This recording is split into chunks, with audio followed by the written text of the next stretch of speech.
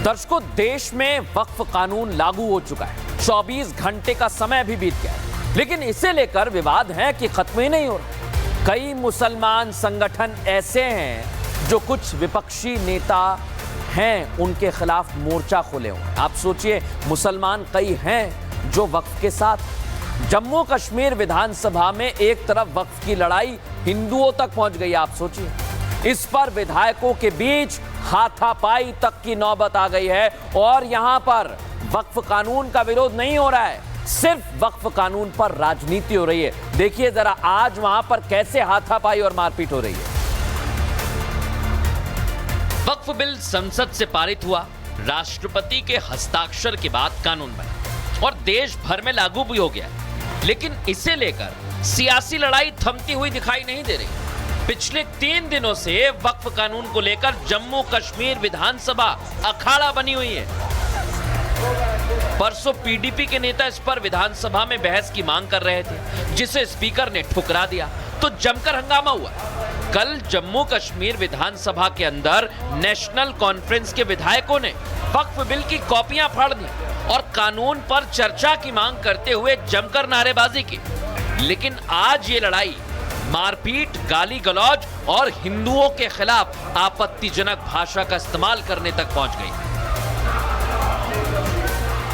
जिस मांग पर विपक्ष 3 दिन से अड़ा हुआ है ना, आज सदन की कार्यवाही शुरू होते ही फिर वही हुआ। नेशनल कॉन्फ्रेंस के विधायकों ने कानून पर चर्चा की मांग की। घाटी के ज्यादातर मुस्लिम विधायकों की मांग है कि वक्फ कानून पर चर्चा की जाए, लेकिन स्पीकर इसे पहले ही ठुकरा चुके हैं। बीजेपी विधायक भी इस मांग का विरोध कर रहे हैं। विधानसभा स्थगित होने के बाद सदन का हंगामा सड़क तक जा पहुंचा। जम्मू कश्मीर विधानसभा के एंट्री गेट पर बीजेपी और आप विधायक के बीच झगड़ा हो गया। विवाद इतना बढ़ गया कि नौबत धक्का मुक्की और हाथापाई तक जा पहुंची। दोनों तरफ के नेता एक दूसरे के खिलाफ लामबंद नजर आए।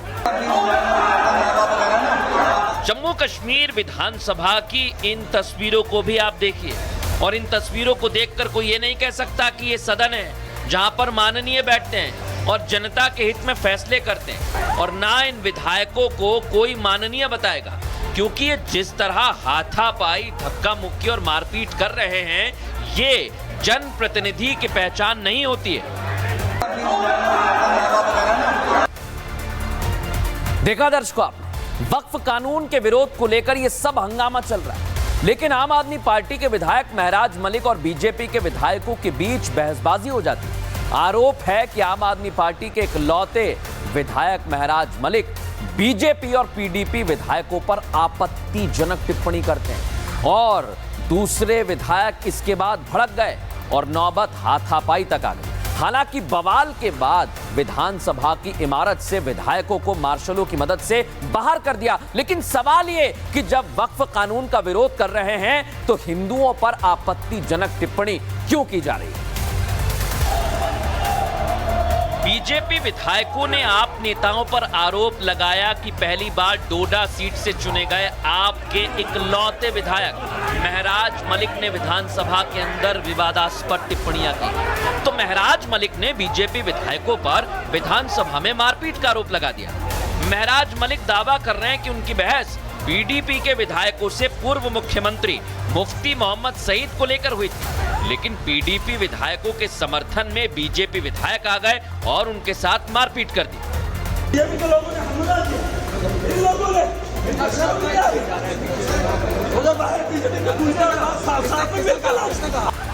विधानसभा में बहस का वीडियो भी सामने आ गया है, जिसमें महराज मलिक और पीडीपी विधायक वाहिद पारा के बीच तीखी बहस नजर आ रही है।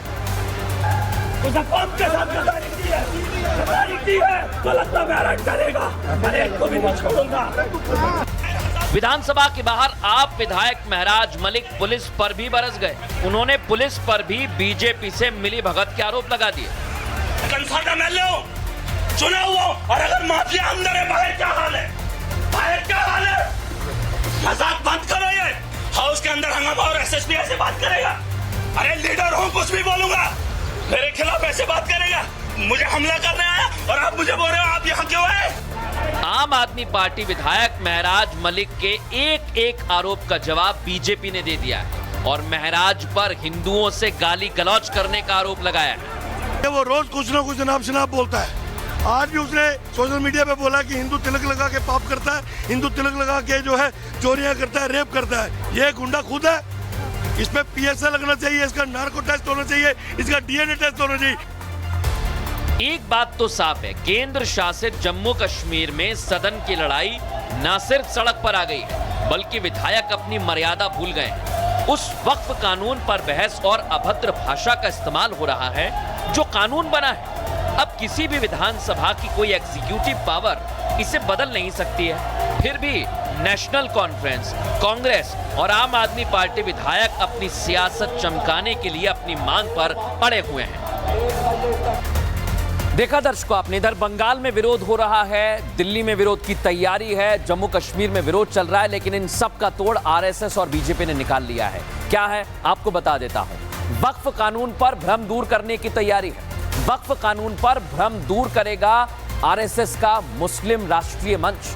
देश भर में मुस्लिम इलाकों में 100 से ज्यादा सभाएं की जाएंगी। मुस्लिम बहुल क्षेत्रों में 500 से ज्यादा गोष्ठियां आयोजित की जाएंगी और राष्ट्रीय, प्रदेश और जिला स्तर पर भी टीमों का गठन किया गया है। टीम में कौन कौन रहेगा? पसमानदा मुसलमान रहेंगे, मुस्लिम महिलाएं रहेंगी, उलेमा रहेंगे और मुफ्ती भी इसमें शामिल किए जाएंगे। ये तो बात आरएसएस की रही। बीजेपी की क्या तैयारी है वो भी बता देता हूं। वक्फ कानून को लेकर मुस्लिम वर्गों के बीच भारतीय जनता पार्टी पहुंचेगी। वक्फ कानून पर भ्रम और सच्चाई दोनों जनता के सामने रखी जाएगी। मुख्यालय में कार्यशाला का इसके लिए आयोजन भी किया जाएगा ताकि पहले कार्यकर्ता समझें और फिर मुस्लिम इलाकों में जाकर मुस्लिमों को समझाएं।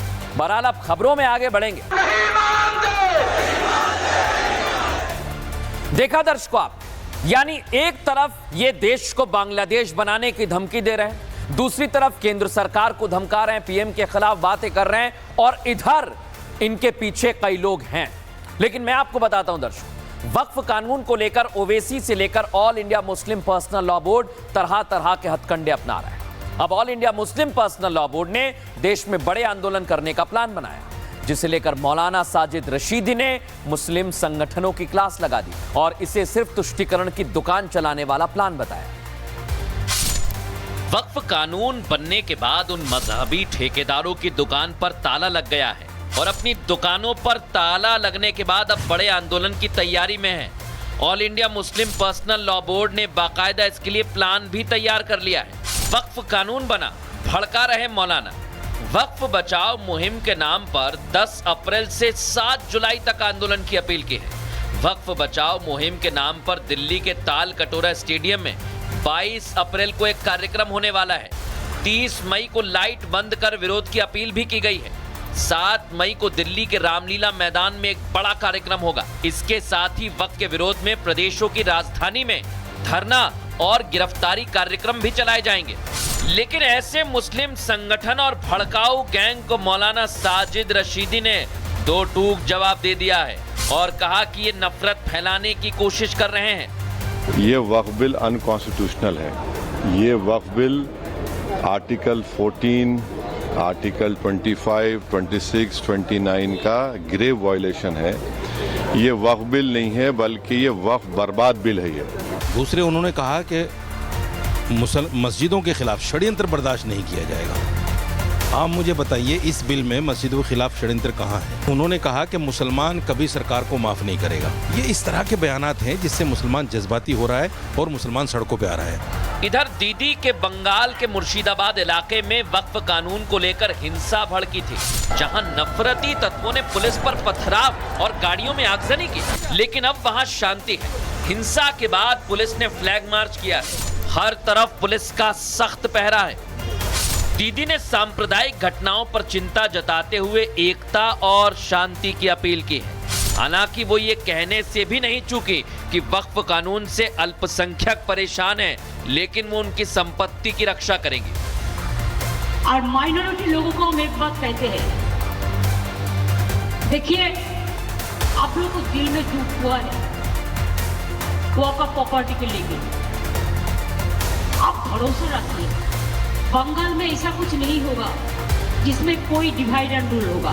Please remember, when Didi is here, Didi will protect you.